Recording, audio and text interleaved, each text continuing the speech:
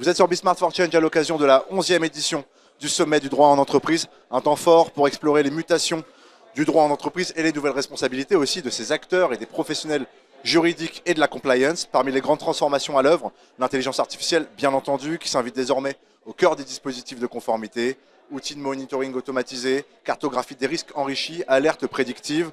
L'IA, clairement, rebat les cartes. Mais cette promesse technologique s'accompagne aussi de nombreuses questions. Comment garantir la fiabilité de ces outils?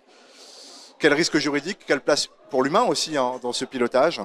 Pour en débattre, j'ai le plaisir de recevoir Thomas Vini-Pires. Bonjour Thomas. Bonjour. Vous êtes DPO et AI Compliance Officer de EQS Group. Absolument. Spécialiste de cette convergence entre droit, innovation et conformité. Première question pour vous, Thomas. Quel rôle, justement, les directions conformité doivent-elles jouer dans la gouvernance de l'intelligence artificielle à l'échelle de l'entreprise? Alors les directions conformité, elles ont un rôle central, mais comme sur tous les sujets de conformité.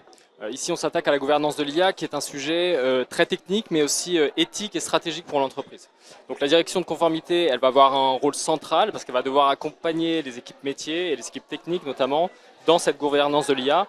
Et de quoi est-ce que ça va s'agir? Eh bien, principalement, il va falloir identifier les cas d'usage d'IA, analyser les risques, et ensuite s'assurer que l'organisation respecte les réglementations à ce sujet. Donc il y a des réglementations qui sont directement applicables comme l'AI Act, le règlement européen sur l'IA, mais aussi toutes les réglementations connexes comme le RGPD sur la protection des données. Et pour ce faire, les directions conformité ne sont pas toutes seules, elles doivent s'appuyer sur le réseau qu'elles ont déjà construit sur les autres sujets de conformité. Je pense notamment aux équipes cyber, à la DSI, aux juristes, mais aussi toutes les équipes métiers qui sont en fait créatrices de cas d'usage, comme la RH, comme le marketing, comme le commerce. Dans ce sens, qui dit effectivement intelligence artificielle dit forcément algorithme et recours justement de ces algorithmes sur des bases de données qualifiées. Pour la direction conformité, qui va être effectivement un acteur un peu plus stratégique dans le pilotage de cet outil, est-ce qu'on peut auditer efficacement un algorithme aujourd'hui? Alors oui, on peut auditer un algorithme. D'ailleurs, il va falloir le faire. Alors, on n'attend pas des directions de conformité qu'elles auditent le code, parce qu'elles n'ont pas les compétences, c'est pas le but. Non, non. Ce qu'on attend des directions de conformité, c'est qu'elles auditent le dispositif global.